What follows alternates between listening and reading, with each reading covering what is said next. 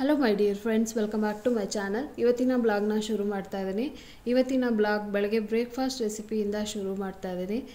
ನಮ್ಮ ಕರ್ನಾಟಕ ಸ್ಟೈಲ್ ಅಕ್ಕಿ ರೊಟ್ಟಿ ಯಾರಿಗೆ ತಾನೇ ಇಷ್ಟ ಆಗಲ್ಲ ಹೇಳಿ. ಆಲ್ಮೋಸ್ಟ್ ಎಲ್ಲರಿಗೂ ಇಷ್ಟ ಆಗುತ್ತೆ ಅಂತ ಅಂದ್ಕೊತೀನಿ. ಬೆಳಗ್ಗೆನೇ ಬೇಗ ಎದ್ದಿದ ತಕ್ಷಣ ಏನು ಬ್ರೇಕ್ಫಾಸ್ಟ್ ಮಾಡೋದು ಅಂತ ಯೋಚನೆ ಮಾಡಿದೆ. ಹಾಗೆ ಸೊಪ್ಪು ಕೂಡ ಫ್ರೆಶ್ ಆಗಿ ಬಂದಿತ್ತು. ಸೊ ಸೊಪ್ಪು ತೊಗೊಂಡು ಅಕ್ಕಿ ರೊಟ್ಟಿ ಮಾಡೋಣ ಅಂಥೇಳಿ ಮಾಡ್ತಾಯಿದ್ದೀನಿ. ಅಕ್ಕಿ ಹಿಟ್ಟು ಕೂಡ ತುಂಬ ದಿನ ಹಾಗೆ ಇಟ್ಟರೆ ಒಂಥರ ಏನು ಮುಗ್ಗು ವಾಸನೆ ಬರುತ್ತಲ್ವ. ಹಾಗಾಗಿ ಬೇಗ ಅಕ್ಕಿ ಹಿಟ್ಟನ್ನು ಆಗಾಗ ಖಾಲಿ ಮಾಡ್ಕೊಳ್ಳೋಣ ಅಂಥೇಳಿ ಈಗ ಅಕ್ಕಿ ರೊಟ್ಟಿನ ಮಾಡ್ತಾಯಿದ್ದೀನಿ. ಮತ್ತು ಬಾಕ್ಸ್ ಕಟ್ಟದೇ ಇರುವಾಗ ಮನೇಲಿದ್ದರೆ ಮಾಡ್ತೀನಿ ನಾನು. ಸೊ ಇವಾಗ ನಾನು ಇಲ್ಲಿ ಚಟ್ನಿಗೆ ಕಾಯಿನ ಹುರ್ಕೊತಾ ಇದ್ದೀನಿ. ನಾನು ಕಾಯಿ ಚಟ್ನಿ ಮಾಡ್ತಾಯಿದ್ದೀನಿ. ತರಕಾರಿ ಸಾಗು ಮಾಡೋಣ ಅಂತ ಅಂದ್ಕೊಂಡೆ. ತರಕಾರಿ ಸಾಗು ತುಂಬಾ ಚೆನ್ನಾಗಿರುತ್ತೆ ಕಾಂಬಿನೇಷನ್ ಅಕ್ಕಿ ರೊಟ್ಟಿಗೆ. ಆದರೆ ಟೈಮ್ ಇರಲಿಲ್ಲ, ಸೊ ತರಕಾರಿ ಎಲ್ಲ ಹೆಚ್ಕೊಳ್ಳೋದಕ್ಕೆ. ಅದಕ್ಕೋಸ್ಕರ ಇಲ್ಲಿ ಕಾಯಿ ಚಟ್ನಿ ಮಾಡ್ತಾಯಿದ್ದೀನಿ. ಸೊ ನಾವು ಕಾಯಿ ಚಟ್ನಿನ ಈ ಥರ ಮಾಡ್ತೀವಿ, ಹುರ್ಗಡ್ಲೆ ಹಾಕಲ್ಲ. ನಾನು ಈ ಸಲ ಹಾಕಿದ್ದೀನಿ ಅಷ್ಟೇ. ಇವಾಗ ಕಾಯಿ, ಹಸಿರು ಮೆಣಸಿನ್ಕಾಯಿ ಇದನ್ನೆಲ್ಲ ಹುರ್ಕೊಂಡು ಉಪ್ಪು, ಹುಣಸೆಹಣ್ಣು, ಕೊತ್ತಂಬರಿ ಸೊಪ್ಪು, ಈರುಳ್ಳಿ, ಬೆಳ್ಳುಳ್ಳಿ ಹಾಕಿ ಚಟ್ನಿ ಮಾಡ್ತಾಯಿರ್ತೀನಿ. ಇದು ಅನ್ನಕ್ಕೆ, ಮುದ್ದೆಗೆ ಮತ್ತು ಅಕ್ಕಿ ರೊಟ್ಟಿಗೆ ಚೆನ್ನಾಗಿರುತ್ತೆ. ಸೊ ಈ ಸಲ ಹುರ್ಗಡ್ಲೆ ಆ್ಯಡ್ ಮಾಡ್ಕೊಂಡಿದ್ದೀನಿ ಅಷ್ಟೇ. ಹಸಿರು ಮೆಣಸಿನ್ಕಾಯಿ ಹುರ್ಕೊಂಡು ಮತ್ತು ಕಾಯಿ ಹುರ್ಕೊಂಡು ಲಾಸ್ಟಲ್ಲಿ ಹುರ್ಗಡ್ಲೆ ಹಾಕಿ ಅದನ್ನು ಕೂಡ ಹುರ್ಕೊಂಡು ಅದು ತಣ್ಣಗಾದ್ಮೇಲೆ ಮಿಕ್ಸಿ ಜಾರ್ಗೆ ಉಪ್ಪು ಮತ್ತು ಹುಣಸೆಹಣ್ಣು, ಹುರಿದಿಟ್ಕೊಂಡಿರೋಂಥ ಕಾಯಿ, ಹುರ್ಗಡ್ಲೆ, ಹಸಿರು ಮೆಣಸಿನ್ಕಾಯಿನ ಹಾಕಿ ಸ್ವಲ್ಪ ಕೊತ್ತಂಬರಿ ಸೊಪ್ಪನ್ನ ಹಾಕಿ ಒಂದು ಪಲ್ಸ್ ಮಾಡಿಕೊಂಡು ಲಾಸ್ಟಿಗೆ ಈರುಳ್ಳಿ, ಬೆಳ್ಳುಳ್ಳಿ ಹಾಕ್ಕೊಂಡು ತರಿಯಾಗಿ ರುಬ್ಕೊಂಡಿದ್ದೀನಿ. ಸೊ ಇವಾಗ ಚಟ್ನಿ ಆಯಿತು. ಇಲ್ಲಿ ನಾನು ಅಕ್ಕಿ ರೊಟ್ಟಿ ಕೂಡ ತಟ್ಟಿ ಹಾಕ್ತಾಯಿದ್ದೀನಿ. ಆಗಲೇ ಎಲ್ಲರಿಗೂ ಮಾಡಿಕೊಟ್ಟಿದ್ದೆ, ಲಾಸ್ಟಿಗೆ ನಾನು ಮಾಡ್ಕೊತಾ ಇದ್ದೆ. ಅಕ್ಕಿ ರೊಟ್ಟಿ ಬಿಸಿ ಬಿಸಿಯಾಗಿ ತಿಂತಾಯಿದ್ರೆ ನಾನಂತೂ ಬೇಕಾದರೆ 3 ಅಥವಾ 4 ರೊಟ್ಟಿ ತಿಂದ್ಬಿಡ್ತೀನಿ. ಅಷ್ಟು ಇಷ್ಟ ಆಗುತ್ತೆ ನನಗೆ ಅಕ್ಕಿ ರೊಟ್ಟಿ, ರಾಗಿ ರೊಟ್ಟಿ ಅಂತಂದರೆ. ಸೊ 3 ಹೊತ್ತು ಕೊಟ್ಟರು ತಿಂದ್ಬಿಡ್ತೀನಿ, ಅಷ್ಟು ಇಷ್ಟ ಆಗುತ್ತೆ. ಸೊ ಇವಾಗ ನಾನು ಅಕ್ಕಿ ರೊಟ್ಟಿನ ಬೇಯಿಸ್ಕೊತಾ ಇದ್ದೀನಿ. ಸ್ಪೂನೆಲ್ಲ ಏನು ಯೂಸ್ ಮಾಡೋಕ್ಕೋಗಲ್ಲ, ಹಾಗೆ ಏನು ತಟ್ತಾ ಇರ್ತೀವಲ್ಲ ಅಕ್ಕಿ ರೊಟ್ಟಿ. ನನಗೆ ತಟ್ಟೋ ರೊಟ್ಟಿನೇ ಇಷ್ಟ ಆಗುತ್ತೆ. ಇಲ್ಲಿ ತವ ಮೇಲೆ ಬಳಿಯೋದು ಆ ಥರ ಎಲ್ಲ ಇಷ್ಟ ಆಗಲ್ಲ. ಸೊ ಎಲೆ ಮೇಲೆ ಈ ಥರ ಹೋಳಿಗೆ ಎಲೆ ಮೇಲೆ ತಟ್ಟಿ ನನಗೆ ಅಕ್ಕಿ ರೊಟ್ಟಿ ಮಾಡಿದ್ರೇ ಇಷ್ಟ. ಸ್ವಲ್ಪ ಕ್ರಿಸ್ಪಿಯಾಗಿದ್ದರೆ ತುಂಬ ಇಷ್ಟ ಆಗುತ್ತೆ. ಹಾಗಾಗಿ ನಾನು ಯಾವಾಗಲೂ ತಟ್ಟಿನೇ ಮಾಡ್ಕೊಳ್ಳೋದು. ನಮ್ಮ ಚಿಕ್ಕಮ್ಮ ಎಲ್ಲ ಅದು ಏನೋ ತವ ಮೇಲೆ ತಟ್ತಾ ಇರ್ತಾರೆ. ಅದು ನಂಗೆ ಇಷ್ಟ ಆಗಲ್ಲ. ಮತ್ತು ಅದು ಸೇಫ್ ಅಲ್ಲ, ನಿಜವಾಗ್ಲೂ ಕೈ ಸುಟ್ಕೊಳ್ಳೋ ಚಾನ್ಸಸ್ ಇರುತ್ತೆ. ಅದು ಅಭ್ಯಾಸ ಇದ್ದರೆ ಮಾತ್ರ ಆಗುತ್ತೆ ಅಷ್ಟೇ. ಸೊ ನಾನು ಯಾವಾಗಲೂ ಈ ಥರನೇ ಪೇಪರ್ ಮೇಲೆ ತಟ್ಬಿಟ್ಟು ಮಾಡ್ಕೊತಾ ಇರ್ತೀನಿ.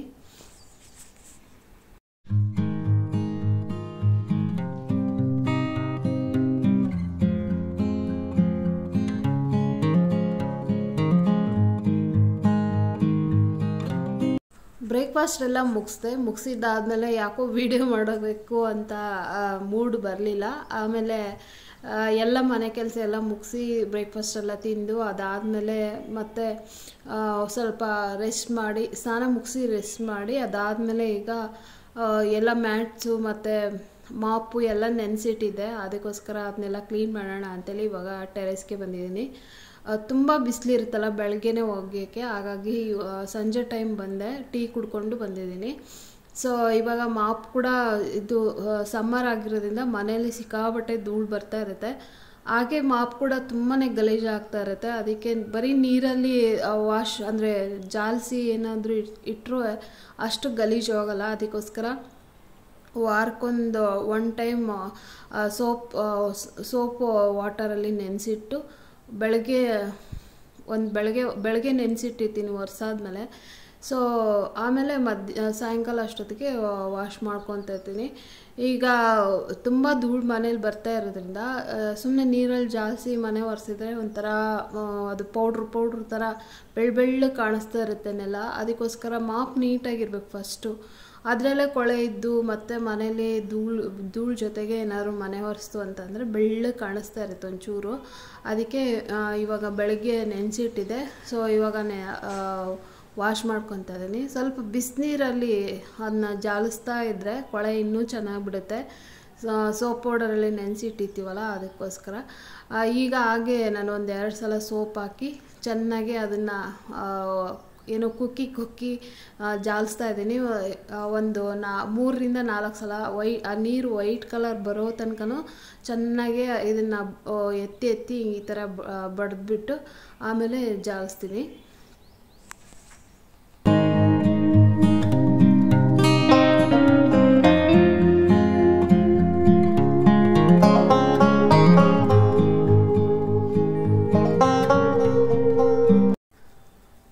ನಾನು ವಾಶ್ ಮಾಡುವಾಗ ಆಗಲೇ 4 ಗಂಟೆ ಆಗಿತ್ತು.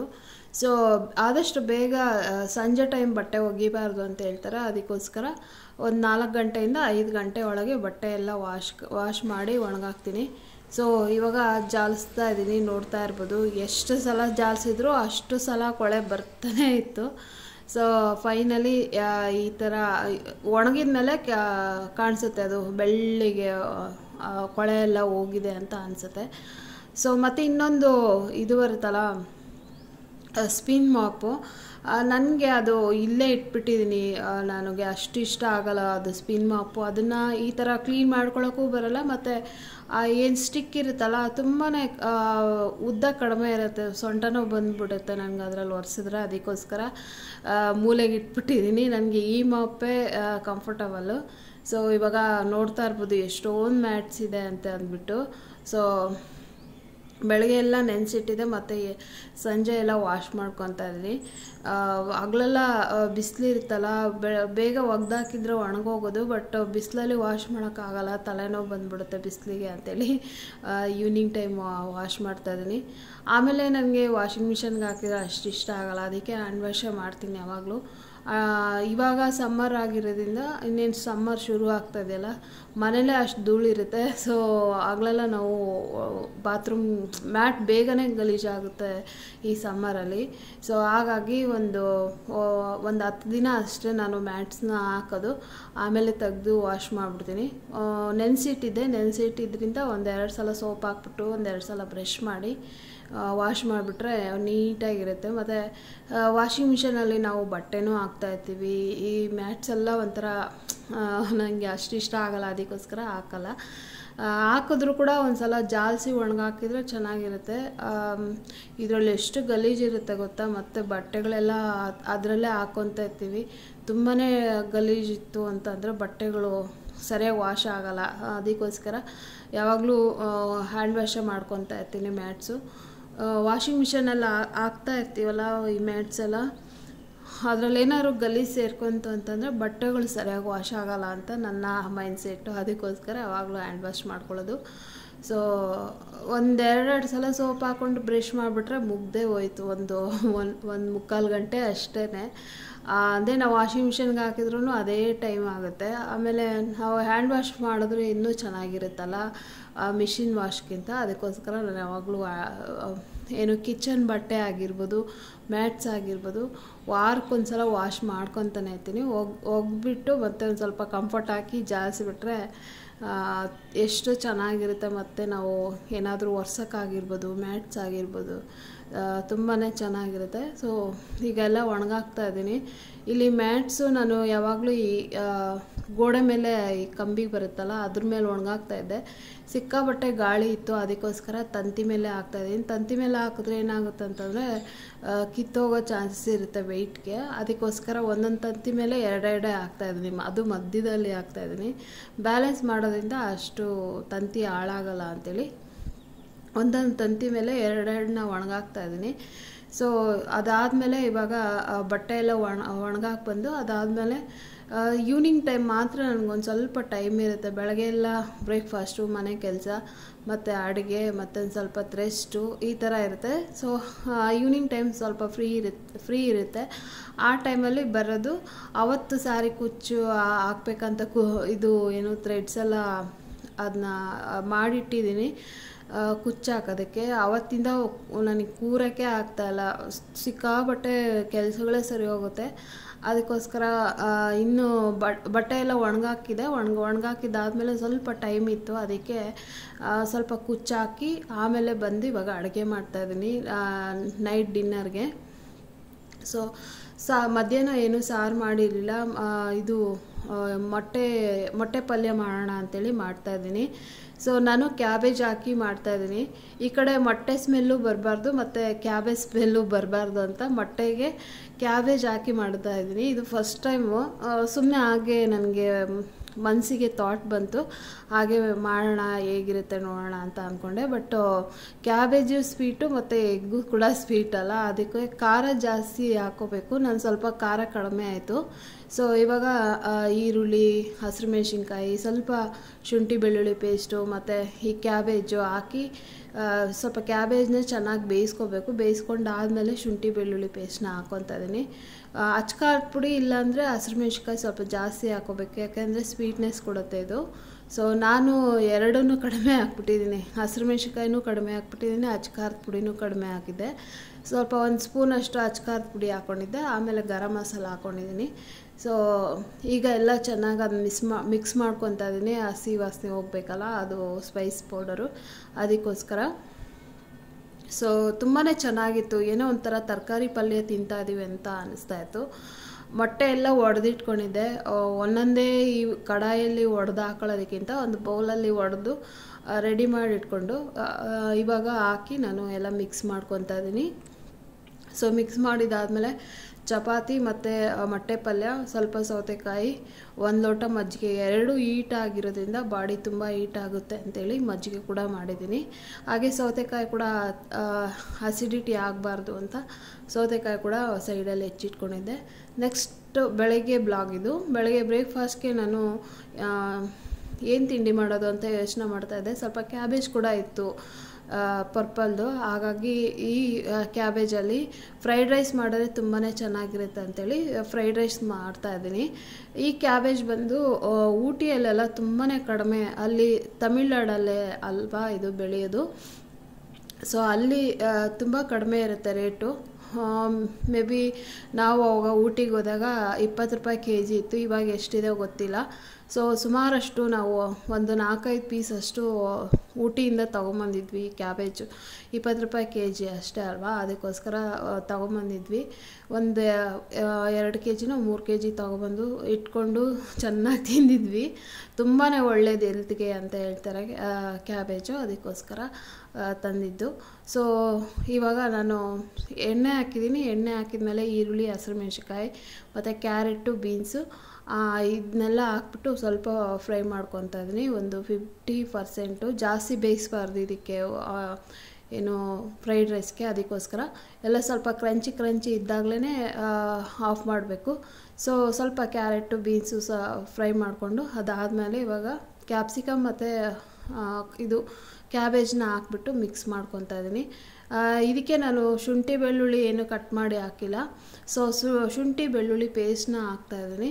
ಇದಕ್ಕೆ ಫ್ರೈಡ್ ರೈಸ್ಗೆ ಸ್ವಲ್ಪ ಶುಂಠಿ ಬೆಳ್ಳುಳ್ಳಿ ಅಥವಾ ಶುಂಠಿ ಬೆಳ್ಳುಳ್ಳಿ ಪೇಸ್ಟ್ ಹಾಕ್ಕೊಂಡ್ರೇ ಚೆನ್ನಾಗಿರುತ್ತೆ ಟೇಸ್ಟು. ಈಗ ನಾನು ಶುಂಠಿ ಬೆಳ್ಳುಳ್ಳಿ ಪೇಸ್ಟ್ ಹಸಿ ವಾಸನೆ ಹೋದ್ಮೇಲೆ ಫ್ರೈಡ್ ರೈಸ್ ಹಾಕ್ಕೊತಾ ಇದ್ದೀನಿ. ತೇಜುದು ತುಂಬಾ ಚೆನ್ನಾಗಿರುತ್ತೆ ಇದು. ಸೆಜ್ವಾನ್ ಫ್ರೈಡ್ ರೈಸು, ಇದು ಹಾಟ್ ಆ್ಯಂಡ್ ಸ್ಪೈಸಿ ತುಂಬಾ ಚೆನ್ನಾಗಿರುತ್ತೆ. ಸಿಕ್ಕಾಪಟ್ಟೆ ಸ್ಪೈಸಿ ಇತ್ತು. ನನಗೆ ಏನು ಫ್ರೈಡ್ ರೈಸ್ ಅಂದರೆ ತುಂಬಾ ಸ್ಪೈಸಿ ಇರಬೇಕು, ಅದು ಹೋಮ್ ಮೇಡ್ ಅಲ್ವಾ, ನಾವು ಈಗ ನಮಗೆ ಹೇಗೆ ಬೇಕೋ ಹಾಗೆ ಮಾಡ್ಕೊಬೋದು. ಅದೇ ಹೋಟೆಲಲ್ಲಾದರೆ ಅಷ್ಟು ಸ್ಪೈಸಿ ಇರೋಲ್ಲ. ನಾನಂತೂ ಮನೇಲಿ ಸಿಕ್ಕಾಪಟ್ಟೆ ಸ್ಪೈಸಿ ಮಾಡ್ತೀನಿ, ನೋಡ್ತಾ ಇರ್ಬೋದು. ಇದು ಹಸಿರು ಮೆಣಸಿನ್ಕಾಯಿನೂ ಹಾಕಿದ್ದೀನಿ, ಮತ್ತು ಇದು ಚಿಲ್ಲಿ ಸಾಸು ಹಾಕ್ತಾಯಿದ್ದೀನಿ, ಮತ್ತು ಫ್ರೈಡ್ ರೈಸ್ ಮಸಾಲದಲ್ಲೂ ಖಾರ ಇರುತ್ತೆ.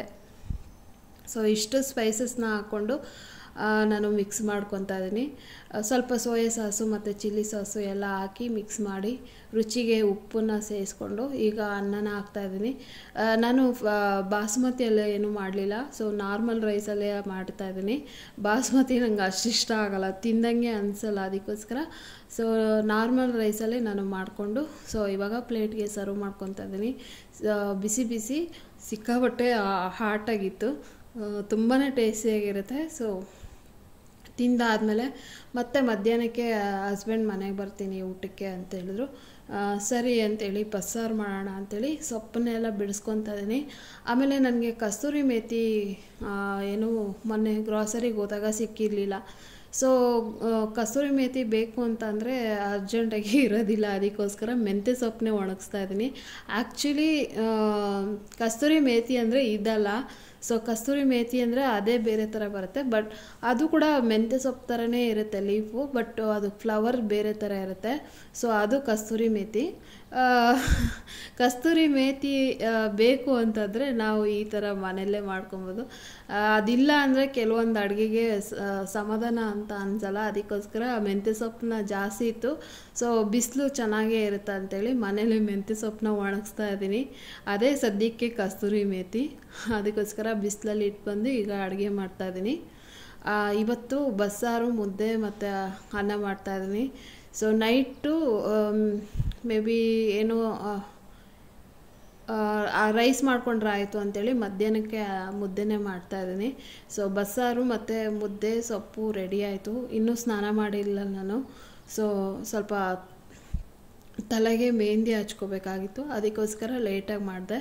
ಸೊ ಇವಾಗ ಊಟ ಮಾಡಿ ತಲೆ ಸ್ನಾನ ಮಾಡಿಕೊಂಡು ಆಮೇಲೆ ಮತ್ತೆ ಇವಾಗ ಬಂದು ಟೀ ಮಾಡಿಕೊಂಡು ತೊಗೊಂಡು ಬಂದು ಅವ್ರಿಗೆ ಕೊಟ್ಟು ಇವಾಗ ಸೀರೆ ಹಿಂಗೆ ಗ್ಯಾಪಲ್ಲಿ ಸಂಜೆ ಟೈಮು ಒಂದು 2 hours ಕೂತ್ಕೊಂಡು ಸಾರಿಗೆ ಕುಚ್ಚು ಹಾಕ್ಕೊತಾ ಇರ್ತೀನಿ.